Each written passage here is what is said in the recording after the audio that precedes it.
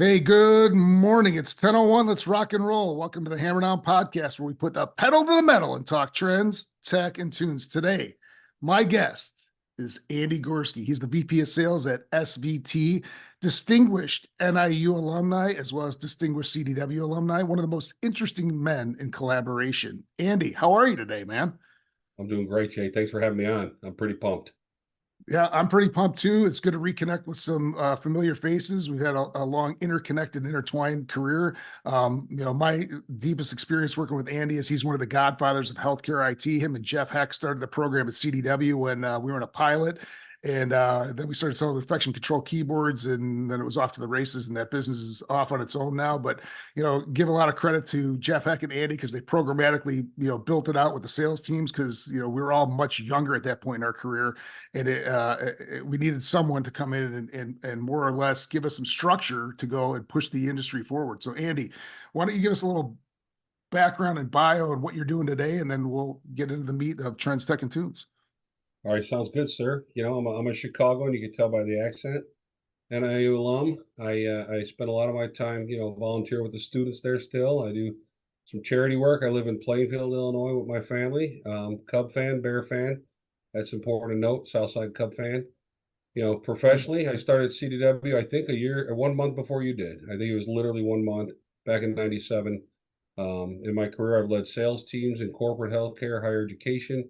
I spent about 8 years in the collaboration practice. That's why I really learned a lot of what we do today. And today I focus my time on connecting customers with their customers, their partners, their coworkers, etc.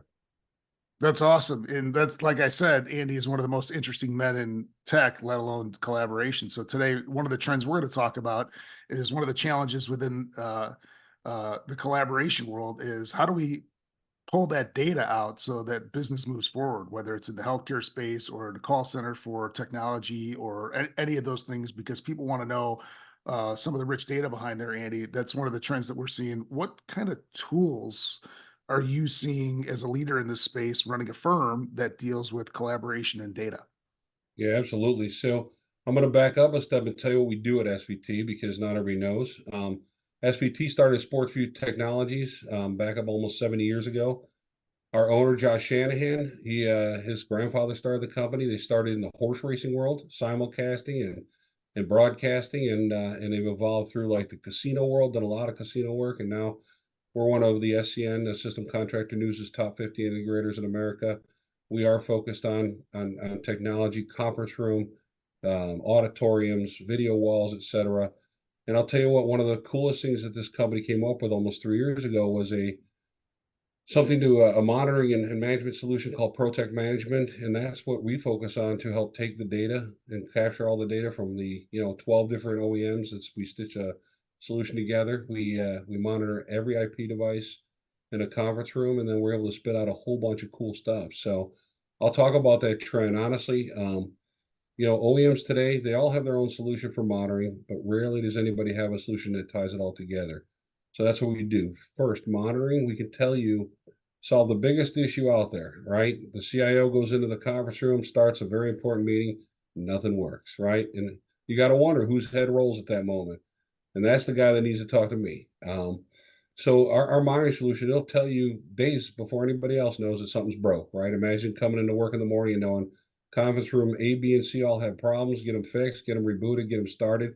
That way, when the business starts, they're off and running. Think law firms, think, patient doctor discussion, et cetera. You can't be down for that stuff. So, well, number one, it monitors. Number two, it takes a lot of data it captures. So, again, we're powered by Utelity, which is an awesome software platform. It combines our people and Utelity, and we find out things like room usage and uptime, right? The product or the offering will figure out like how long has this room been in use? How many rooms are in use? What are the size of these rooms? So what it tells our customers, all that data can be used to say, hey, do I have enough rooms? Do I have too many rooms, right? Can I scale back a little bit? And do I have the right size, right? We find out how many people are in there with certain things like occupation sensors and such. And then and really give them a lot of data they can use to, to curb their budgets. The other thing we do, alerts and alarms, right? We can kind of track what OEMs, each product is doing in the environment. Where are the most of the alarms come from? Is there an OEM that we need to take and hold accountable for their product's not working. If somebody put out, updates and patches and security challenges every other week and it breaks our system. Lastly, what I think is really cool is what's coming out now is more environmental stats, right? Mm. There's technology that'll measure the carbon dioxide in a room, the room temperature. We can measure kilowatt usage, right? How much time equipment's on and off, and then we can take action, like shut all the projectors off at 8 p.m. Let's shut off all the televisions if they're not used for 30 minutes, and help customers save money by consuming less energy, which is also important to their ESG efforts. So that's some of the stuff that we captured today. That's cool, and it probably cuts down on mean time to failure because everything's going to fail at some point in time if it's running nonstop for no reason. So it's interesting that you guys as a firm are going to have the ability to aggregate all of that rich data from like an operational perspective versus hey, when nobody knows how many conference rooms they need, like talk about budgeting, or if they when we were at CDW, that was a big problem when they hadn't built enough conference rooms out to have meetings and do things with customers or staff, training, whatnot. So to have that Right. data to be able to budget correctly and build out correctly, I'm at Redox now, which that's one of the things is that the historically valuable data is needs to get aligned to the immediately actionable data. And that's what Yep. makes it all interesting on how we support our customers, because somebody wants to know historically what's our utilization usage. And if all the tools are disparate, how do they get it? And it's great that you guys are solving for that problem.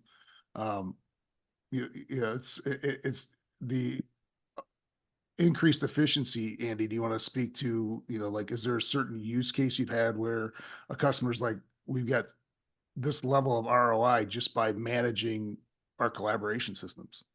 Yeah. Well, I think a couple things that we've done that are kind of cool. We had one customer who had those scheduling panels on the outside of the room, and they would just they'd time out. If the room wasn't used for a day or two, they'd time out and they'd come in and I don't know, 11 of their rooms each morning would be broke or not working, and people would be like, their hair would be on fire. I got a meeting. This is so important, so important.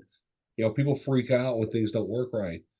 So we started doing is we utilized our system to start rebooting their Teams rooms every night. And now when they come in, everything's working, right? We do test calls to their Cisco systems and stuff to make sure, hey, did they all come out? You test 20 systems and you do 20 test calls and it's okay, 18 worked, 2 failed, and you mentioned mean time to failure. Mean time to resolution is cut down, especially when we're monitoring everything. We know what product's not working, right? Instead of just walking a room saying the room's broke, we could tell you, hey, we need to reboot the Teams device, or hey, the Crestron is having a challenge. Let's reset it or something. So yeah, absolutely, a lot of cool things like that. No, that's awesome. Let's transition over to tech, Andy, because we're both young enough to remember when it was an exciting day when everybody had a call bridge, 866-792-1486. We all had that with our own leader code and whatnot. And then the business transitioned over to different collaboration platforms. What are you seeing in the market from a data perspective when somebody has updated this? Because you're looking back at a lot of historicals now. So Yeah. when you're seeing, let's say, from the lens at the firm, what's that look like? Well, I'll tell you what, I remember a day back when I was a young leader at CDW, and we did a call using our ISDN video conferencing line back with the other office, right from Chicago to Vernon Hills, and you could see our VP on the line. I won't name him, but his name was Orrin, and he was sitting there mouthing words. You couldn't hear him, and he started writing on a sign, "Just go sell." Right? Everybody was so mad, the equipment just didn't work. Well, again, today equipment works. Platforms like Teams and WebEx and Zoom, they work. They're good. They're solid. I mean, through COVID and everything, these things were so refined and beefed up. They're solid. So the goal today is to really improve the amount of engagement we have with people. So to take that, take it from the old, like there's a single person or one room with you see 12 people sitting in there, and some people are this tall now. I'm going to say this, you probably hear this a lot, but artificial intelligence is helping out here. AI is a huge trend where they're using it with cameras, an example, to frame up the speaker, right? That's something that you're seeing more and more all the time. The other cool thing is AI is actually identifying and anticipating the second speaker. So, I'm talking and I say something and someone else kind of moves forward in their chair, bam, camera's cut over and they're identifying like you were the next speaker, Jay, which is really cool. Again, the whole idea is to provide as most engaging experience as possible. The last one I'll talk about is, the ChatGPT world. You got Microsoft Copilot, and I saw a demonstration where in a Teams meeting, Copilot identify each participant, and it'll take notes by person. It'll say, Andy said, there's some really cool trends out there. And Jay, verbally agreed, shook his head and said, yeah, that's really cool. And this is the kind of notes like the system takes. So when you get done with a call, right, the notes that you have and the notes you could share from the meeting takeaways is super specific. It's not all perfect, right? But it's way better than it used to be. And I think it's going to help down the road in sales, pre-sales, all kind of meetings and stuff to make sure we accurately track our notes. So pretty neat. Yeah, and that's one of the things. You were a sales leader, and I was a frontline seller, and a lot of times, we'd have calls because I was in Charlotte and you were in Chicago, and you had your team, and they're like, "Hey, we get on a call," and your first question, not out of bounds at all, was always, "Hey, dude, where's the meeting notes? Like, what do you mean? I was in the meeting," and you're like, "No, no, no, like we're working together as a team, and like we need to see your notes, dude." So now, with that function, one of the things that we've seen, because, I left CDW and cybersecurity, big data, and now here at Redox, so the governance, risk, and compliance, and everybody sees value in this tool. You're talking about from the sales end. I totally get it. It'd be awesome to have somebody else take notes instead of being like, "Hey, Andy, you're the sales manager with me. Can you take notes today?" And you're like, "Yeah, no problem." And then you're like intensely paying attention and not contributing. And I had John Lynn on before HIMSS, and one of the things he's been touting is the ambient clinical voice. So it's very interesting on, the physician burnout and clinician burnout is happening because of the data entry component of it. And, we grew up with Nuance being Nuance, and it gets bought by Microsoft. So you're seeing all these technologies, and the AI is interesting too, because before you'd had that fixed camera on top of the TV in the conference room, and it just sat there. And now with AI being able to anticipate, that's like unbelievable from where we went Pretty from an cool. 866-792-1486 call bridge. So, I mean, that's wild, right? Come a long way. Yeah. Anything else you want to touch on, Andy, with, what you're seeing in the collaboration space and how that's, driving people's business forward? Sure. We're a premium, we provide a premium experience. And I think there's a lot of misconception out there about, why we're needed and why we're not. And I'll just address it. Like a lot of partners, OEMs have made awesome equipment, like incredible, like all-in-ones, right? You got the bar that's got the camera, it's got the audio, it's got the speaker, right? Hey, set it and forget it. We don't need professional AV integrators anymore. And that couldn't be further from the truth, right? Customers that, spend this money, a lot of times the leadership, they want that experience that's like whole body. They want to be able to see everybody. They like the frame, and they like they want to hear everybody in the room, including the people standing around the exterior, sitting in the back. And when it gets to, conference rooms bigger than a few, bigger than 10, 12 people, right? When a camera can't frame up somebody, can't see all the way in the back, or like I said, can't hear the guy that's standing against the wall or on the whiteboarding, right? We work with, speakers, microphones, etc., ceiling, boom, whatever it is. But we're the ones, the kind of companies, and there's tons of us out there that help match all this together, take partners, 12 OEM partners, 8 OEM partners, stitch it all together and give these customers the best experience they can get, right? That's why we're needed. That's why you pay a lot. It costs a lot. And then, the other thing that's a trend is like customers aren't understanding. Don't just budget that first time, right? That set it and forget it, because this is not a set it and forget it world. Budget that maintenance contract. Like I said, we have this ProTech management. We keep your stuff up and running. Nothing worse. I hear the words, I hate my AV integrator all the time. That's how we get new customers. And it's because they bought it, they spent their money, their budget, and then their integrator left, went on to the next job. And when things break, again, multi-manufacturers, they don't care, if their drivers interact with everybody out there and things break and they need them fixed quick. Again, that's what a support agreement helps with. So definitely something they should be looking at. No, awesome stuff, Andy. And I just chuckle because we're young enough to remember when everybody thought system integrators were going away with USB. Oh yeah, USB. That's going to solve everything, and everything has just become more complex. And it's because you can use technology to connect so many different things. But yeah, the collaborative world. It's great that you guys have the capabilities, and you prescriptively know, like everything you're talking about are things that are missteps or things that get missed. Last question for you. What's your favorite bar on NIU's campus? Molly's is no longer Molly's. It What is it? used to be next to the bottle store, which is now a CVS. So now Molly's is where Amnesia used to be. I go there. I go to the American Exchange like I used to go on Sunday nights for $1.85 pitchers.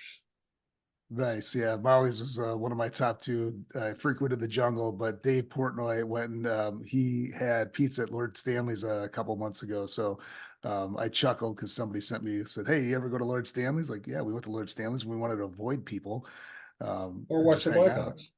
We watched the Blackhawks. Yeah. Back in the day. So they weren't really on TV back then. That was when uh, Wirt Dollar Sr. owned the bill. team. Dollar Dollar bill. Yeah. Bill. Yeah. So. All right, so let's transition over to tunes. Like Corporate Christmas for me, Andy, you picked the band. It's Old Dominion, 5 albums, 3 EPs. Normally I get younger guests on, they come up with a newer band, but you brought it in. Why do you like Old Dominion? All right. So first off, I'm a country lover at heart. I love a lot of the old stuff. Old Dominion is one of the newer bands. They describe themselves like a bubblegum chewing, bopping your head kind of music. They have some really cool music. Great variety. They're wonderful songwriters. I like them for their tunes, and I've seen them 5 times. I think I've seen them three Mm, times by themselves, twice with Chesney. My wife and I really dig them.